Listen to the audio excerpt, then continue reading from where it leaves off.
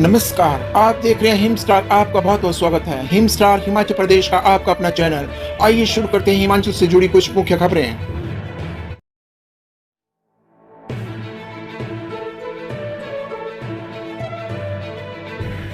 HP statehood day, CM Sukhvinder Sukhu ने फहराया राष्ट्रीय ध्वज, भव्य परेड की सलामी ली। हिमाचल प्रदेश का 53वां पूर्ण राज्यत्व दिवस समारोह राजकीय वरिष्ठ माध्यमिक पाठशाला बाल के मैदान में आयोजित हुआ। मुख्यमंत्री सुखविंदर सिंह सुक्खू ने सुबह 11 बजे यहां राष्ट्रीय ध्वज फहराया और भव्य परेड की सलामी दी। भव्य परेड में हिमाचल प्रदेश पुलिस, महिला पुलिस, ट्रैफिक पुलिस, होमगार्ड और एनसीसी की टुकड़ियों ने मार्च पास्ट किया। परेड के बाद लगभग 1 दर्जन विभागों ने झांकियों के माध्यम से कल्याणकारी योजनाओं की शानदार झलक पेश की। विभिन्न जिलों के सांस्कृतिक दल और संस्थाओं के कलाकार लोक संस्कृति की शानदार झलक पेश करते नजर आए। मुख्यमंत्री बनने के बाद मुख्यमंत्री सुखविंदर सिंह सुक्खू पहली बार अपने गृह जिला में पहुंचे हैं। उप मुख्यमंत्री मुकेश अग्निहोत्री और उद्योग मंत्री हर्षवर्धन सिंह चौहान भी परेड के दौरान मौजूद रहे। सरकार के अन्य मंत्रियों और विधायकों ने भी शिरकत की। मुख्यमंत्री सुखविंदर सिंह सुक्खू और उप मुख्यमंत्री मुकेश अग्निहोत्री ने हिमाचल प्रदेश के 53वें पूर्ण राज्यत्व दिवस के अवसर पर प्रदेशवासियों को बधाई दी है। उन्होंने वीर नायकों, हिमाचल निर्माता डॉक्टर वाईएस परमार और प्रदेश के विकास का मार्ग प्रशस्त करने वाली महान विभूतियों को याद किया। उन्होंने कहा कि हिमाचल को पूर्ण राज्य का दर्जा दिलाने के लिए तत्कालीन प्रधानमंत्री इंदिरा गांधी का अविस्मरणीय योगदान रहा है और बर्फबारी के बीच 25 जनवरी 1971 को प्रदेश की जनता को यह सौगात देने वे स्वयं शिमला के ऐतिहासिक रिज मैदान पर पहुंची थी।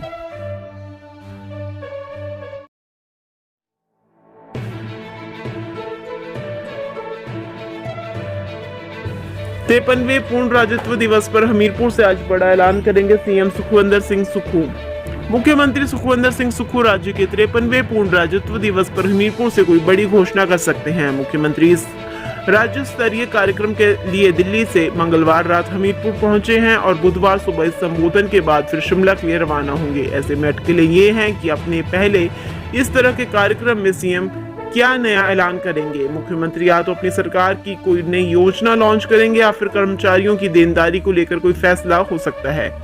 राज्य के सरकारी कर्मचारियों के लिए महंगाई भत्ते से लेकर पे कमीशन के एरियर का भुगतान होना अभी बाकी है और यह देनदारी भी करीब 11,000 करोड़ की है। पूर्ण राज्यत्व दिवस की पूर्व संध्या पर मुख्यमंत्री ठाकुर सुखविंदर सिंह सुक्खू और उप मुख्यमंत्री मुकेश अग्निहोत्री ने प्रदेशवासियों को हार्दिक बधाई दी है।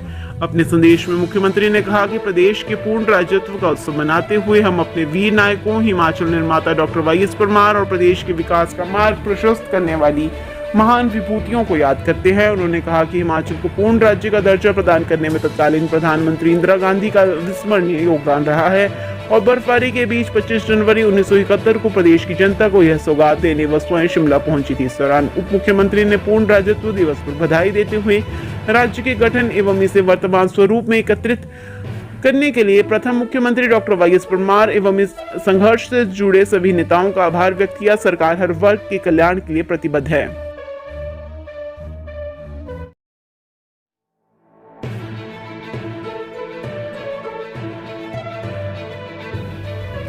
पूर्ण राज्यत्व दिवस पर मुख्यमंत्री सुक्खू ने सम्मानित किए विशेष बच्चे, दिए सर्टिफिकेट और गिफ्ट्स। हिमाचल के 53वें पूर्ण राज्यत्व दिवस पर हमीरपुर में आयोजित कार्यक्रम के दौरान मुख्यमंत्री सुखविंदर सिंह सुक्खू ने विशेष बच्चों को भी सम्मानित किया। कार्यक्रम के दौरान विशेष बच्चों ने नाटी सिर मौर्य वालिये पर बेहतरीन परफॉर्मेंस दी, जिस पर सीएम ने विशेष बच्चों को सर्टिफिकेट व गिफ्ट्स प्रदान किए। इस दौरान विशेष बच्चों ने भी मुख्यमंत्री को अपने हाथों से बनाए स्पेशल गिफ्ट्स दिए। सीएम ने कहा कि सरकार विशेष बच्चों के लिए विशेष कार्यक्रम चलाएगी ताकि उन्हें बेहतरीन भविष्य मिल सके।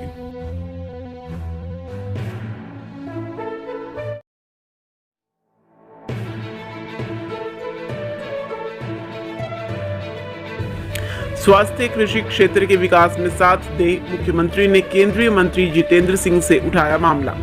मुख्यमंत्री ठाकुर सुखविंदर सिंह सुक्खू ने नई दिल्ली में केंद्रीय विज्ञान एवं प्रौद्योगिकी, अंतरिक्ष और परमाणु ऊर्जा राज्य मंत्री डॉक्टर जितेंद्र सिंह से भेंट की।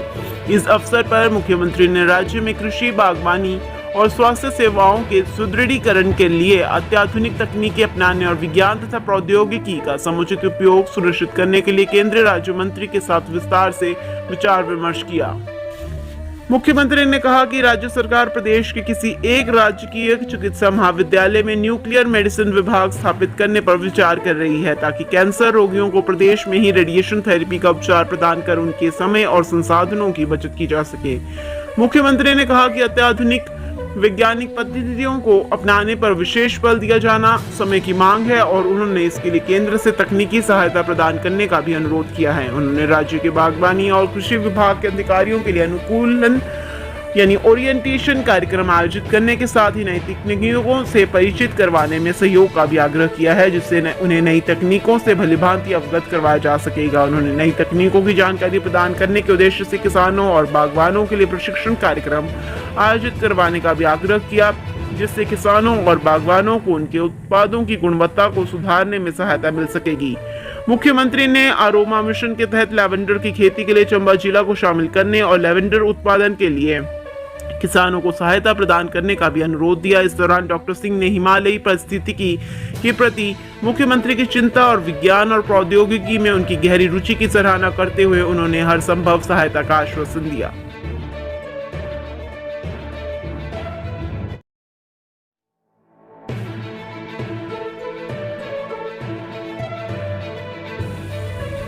दस साल बाद सेरी पर सजेंगी संध्याएं, मंडी शिवरात्रि महोत्सव को लेकर प्रशासन का फैसला।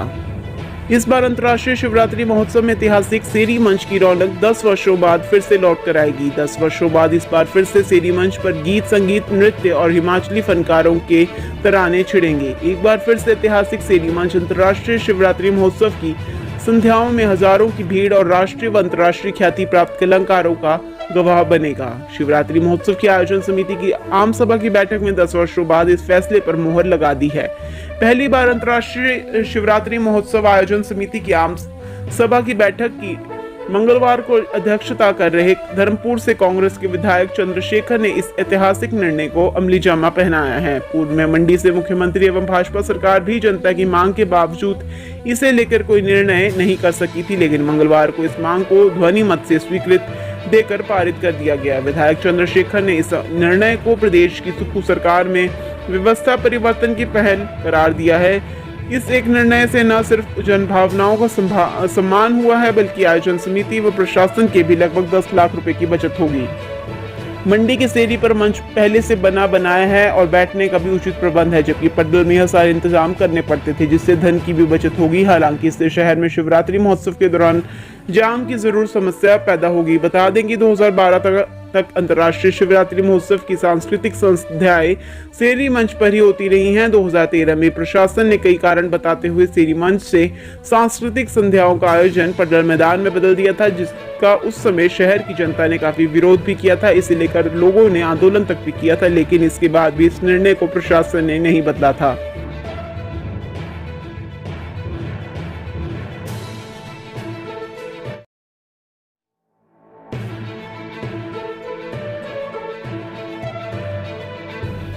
राष्ट्रपति मुर्मू और प्रधानमंत्री मोदी ने हिमाचल के पूर्ण राज्यत्व दिवस पर प्रदेशवासियों को दी शुभकामनाएं। राष्ट्रपति द्रौपदी मुर्मू और प्रधानमंत्री नरेंद्र मोदी ने बुधवार को हिमाचल प्रदेश के स्थापना दिवस पर प्रदेशवासियों को शुभकामनाएं दी हैं।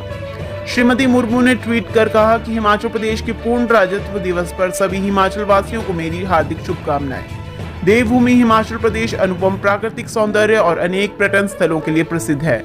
मेरी मंगल कामना है कि वीरों की यह भूमि पर्यावरण और विकास का संतुलन बनाते हुए प्रगति के शिखर पर पहुंचे। श्री मोदी ने ट्वीट किया है कि सभी हिमाचल वासियों को पूर्ण राज्यत्व दिवस की हार्दिक शुभकामनाएं। नैसर्गिक सौंदर्य से समृद्ध इस प्रदेश के परिश्रमी लोग हमेशा देश सेवा में समर्पित रहे हैं। आने वाले समय में वे सफलताओं की नई ऊंचाइयों को प्राप्त करें, यही कामना है। उल्लेखनीय है कि 25 जनवरी 1971 को हिमाचल प्रदेश देश का 18वां राज्य बना था।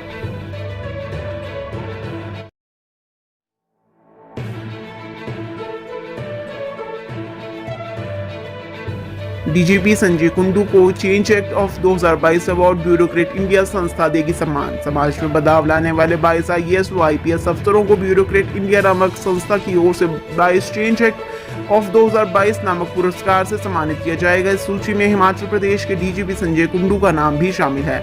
वर्ष 2022 में पुलिस विभाग में बेहतरीन बदलाव लाने के लिए संजय कुंडू के इस अवार्ड के लिए नामित किया गया है। ब्यूरोक्रेट इंडिया की ओर से डीजीपी संजय कुंडू के नाम लिखे नोट में कहा गया है कि वह 1989 की एक शानदार आईपीएस अधिकारी हैं। उन्हें पुलिसिंग और प्रशासनिक अनुभवों का मिश्रण होने का एक अनूठा गौरव प्राप्त है। उन्होंने केंद्र में जल संसाधन विभाग में संयुक्त सचिव के रूप में कार्यकाल के अलावा राज्य में कराधान, उत्पाद शुल्क और सतर्कता सहित महत्वपूर्ण विभागों को नियुक्त किया है। उन्होंने यूनाइटेड नेशनल के तहत सूडान में उप पुलिस आयुक्त के रूप में भी काम किया है। न्यूयॉर्क पुलिस विभाग के प्रसिद्ध ब्रोकन विंडो थ्योरी मॉडल को उधार लेते हुए कुंडू ने इसे ब्रोकन विंडो 2.0 के रूप में अनुकूलित किया है। पुलिसिंग में कई सुधार पेश किए गए हैं। उनके कार्यकाल में प्रदेश में लगातार 3 वर्षों तक CCTNS crime and criminal tracking network and systems में प्रथम स्थान बरकरार रहा है।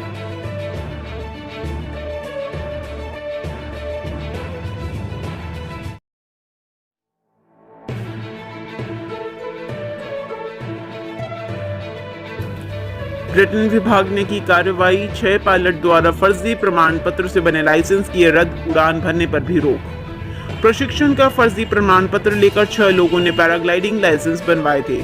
पर्यटन विभाग ने सभी 6 लोगों यानी पायलट पर उड़ान भरने पर रोक लगा दी है। जांच के बाद इनके लाइसेंस भी रद्द हो सकते हैं। रायसेन में पैराग्लाइडिंग पायलट प्रशिक्षण के फर्जी प्रमाण पत्र बांटने का मामला सामने आने के बाद पर्यटन विभाग हरकत में आ गया है। आरंभिक जांच में पता चला है कि 6 पायलट ने लाइसेंस बनाने के लिए फर्जी प्रमाण पत्र पर्यटन विभाग के पास जमा करवाए थे। विभाग ने सभी 6 पायलट को पैराग्लाइडिंग उड़ान भरने पर रोक लगाकर इनकी जानकारी पुलिस को दे दी है। आरोपितों ने कितने पैसे देकर प्रमाण पत्र बनाए थे, पुलिस अब इनकी जांच करेगी। सभी 6 पायलट के प्रमाण पत्र 2017-18 के बने हुए हैं।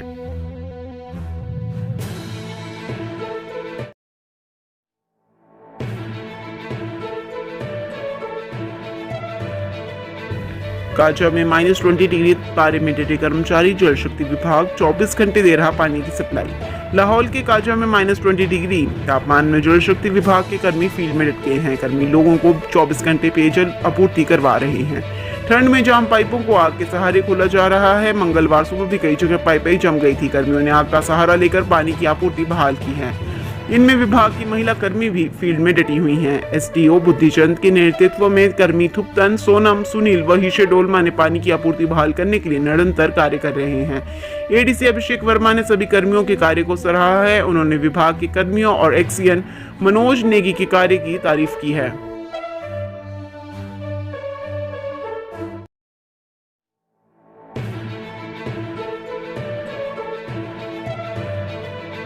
रोहतांग दर्रे में 2.5 फुट बर्फबारी, शिमला की पहाड़ियों पर हिमपात होने से जनजीवन अस्त व्यस्त। हिमाचल प्रदेश के जनजातीय जिला लाहौल घाटी में हिमपात का क्रम जारी है। इसके अतिरिक्त राज्य के अधिक ऊंचाई वाले क्षेत्रों में हिमपात हो रहा है।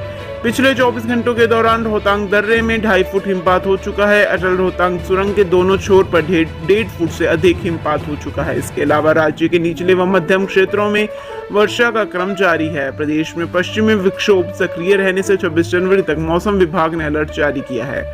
राजधानी शिमला के तहत आने वाले पर्यटन स्थल नारकंडा, कुफरी में हिमपात होने से सड़कें अवरुद्ध हुई हैं। प्रशासन की ओर से बंद सड़कों को खोलने का प्रयास किया जा रहा है। जनजातीय क्षेत्र के लौंग में न्यूनतम तापमान जमाव बिंदु से -4.7 डिग्री सेल्सियस दर्ज किया गया है। मौसम विभाग की तरफ से लाहौल स्पीति जिला के कुकुमसेरी में 32.3 सेंटीमीटर ताजा हिमपात होने की जानकारी दी गई है। कल्पा, नारकंडा में भी हिमपात हुआ है। राजधानी शिमला सहित प्रदेश के अधिकांश क्षेत्रों में तेज हवाएं चलने से शीतलहर जारी है। कांगड़ा जिला के तहत आने वाले नगरोटा सूरिया में 90 मिलीमीटर वर्षा हुई है। कांगड़ा शहर के आसपास 70 मिलीमीटर, धर्मशाला में 68, पालमपुर में 40, ऊना में 49.2 मिलीमीटर वर्षा होने से रबी की फसलों को लाभ हुआ है।